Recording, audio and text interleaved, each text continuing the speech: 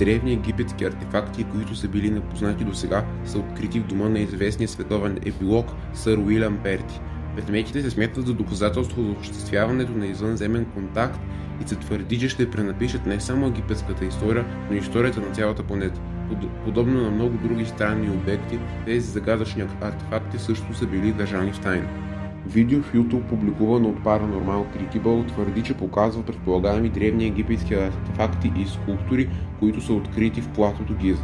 Твърди се, че тези елементи са взети от дома на Уилям Перти в Йерусалим от длъжностни лица, работещи в археологическия музей Рокфелер. Според Intelihub News, артефактите са били открити в специална тайна стая, принадлежала на откривателя Пише Блиц.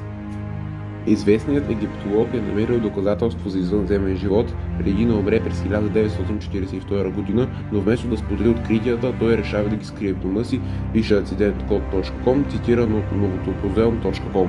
На какво се дължало решението, но все още никой не може да каже, но според учени едва ли истинското му желание е било да ги скрие от света. Сега, когато тези елементи са били взети от музея Рокфелер, е възможно подобно на много други открития, които противоречат с основната история, да бъдат скрити от обществото. Както винаги, сензационните истории изискват сензационни доказателства.